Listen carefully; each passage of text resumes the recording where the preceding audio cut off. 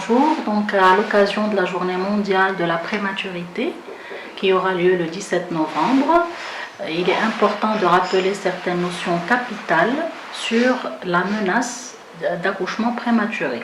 Comment se définit l'accouchement prématuré? C'est la survenue d'un accouchement avant 37 semaines d'aménorrhée.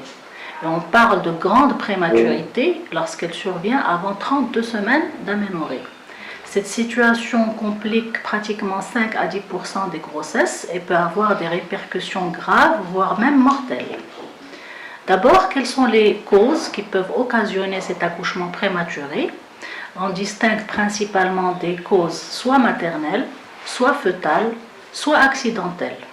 Pour les causes maternelles, elles sont représentées par la présence d'une malformation utérine, par l'existence d'un ou plusieurs fibromes, par des anomalies au niveau du col de l'utérus, et on parle de béance cervicale, ça veut dire une ouverture cervicale.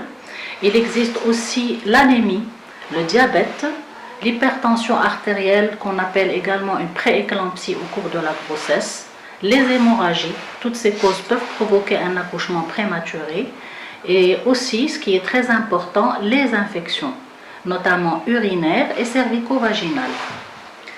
Pour les femmes qui ont des antécédents de fausses couches ou de menaces d'accouchement prématuré, elles peuvent également avoir un risque surajouté au cours de la grossesse courante. Les femmes qui consomment du tabac, de l'alcool, les drogues, peuvent voir survenir un accouchement prématuré. La fatigue, le surmenage sur le lieu du travail, un travail qui est astreignant, qui demande des trajets longs, des trajets qui sont difficiles, peuvent provoquer un accouchement prématuré. Et également, quand la femme prend beaucoup les escaliers de manière exagérée, donc elle peut provoquer un accouchement.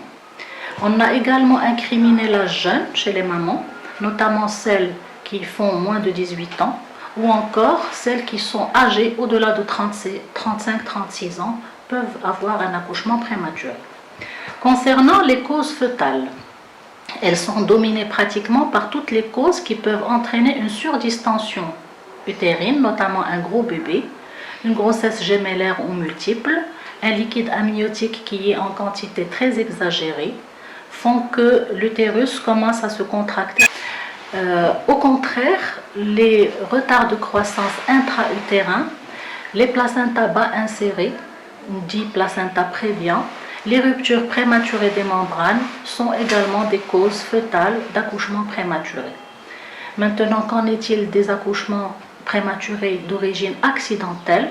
C'est principalement une femme qui fait une chute, un accident de la voie publique, ou encore des interventions chirurgicales qui peuvent provoquer la survenue de contractions utérines et d'accouchements prématurés.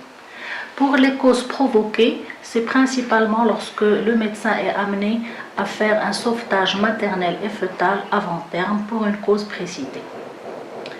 Donc maintenant, quelles sont les complications de l'accouchement prématuré? Ces complications dépendent de l'âge de survenue de l'accouchement et également du poids néonatal. On observe une augmentation du taux de mortalité et de morbidité chez le nouveau-né. Cette morbidité est principalement représentée par des complications respiratoires, notamment par immaturité pulmonaire, par absence de sécrétion du surfactant pulmonaire qui se fait normalement en fin de terme et qui va être absente chez le prématuré, et cette complication est souvent prise en charge en milieu de réanimation. On observe également des complications neurologiques, sensorielles, psychomotriques, des troubles du comportement, des troubles et des retards des acquisitions chez le futur enfant. Également, il existe des risques qui sont liés au milieu de réanimation, notamment le risque de surinfection nosocomiale dans la réanimation. Chez l'enfant, on peut également observer chez le nouveau-né une souffrance intestinale par prématurité qu'on appelle l'entérocolite néonatale qui est souvent mortelle. Chez la maman, on peut voir des complications principalement soit liées au facteur causal qui a entraîné l'accouchement prématuré, des complications de l'hémorragie, du diabète, de l'hypertension artérielle ou de l'infection. Ce type de complications peut entraîner des dépressions chez la mère vu qu'il y a un risque élevé de perte fœtale et néonatale. Et on observe également une augmentation du taux de césarienne au cours des accouchements prématurés avec leur propre risque de morbidité. Et enfin, chez le couple, nous savons que la prise en charge d'un prématuré est une prise en charge qui est économiquement lourde. C'est la prise en charge en milieu de réanimation.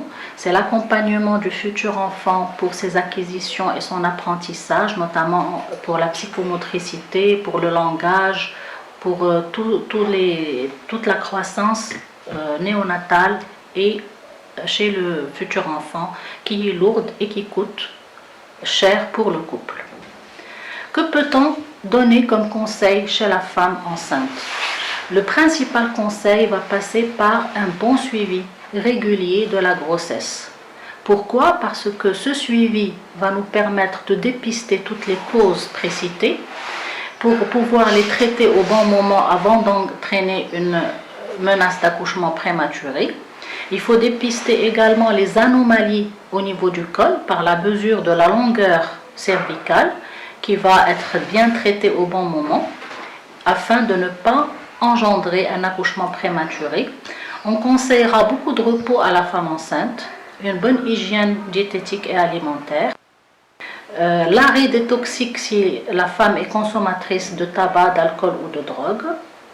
Chez les femmes qui présentent un grand facteur de risque, on prescrira une cure de corticothérapie pour accélérer la maturité pulmonaire au cas où on a besoin d'extraire le nouveau-né avant terme. Et enfin, on demandera à alléger la charge du travail et la charge des déplacements.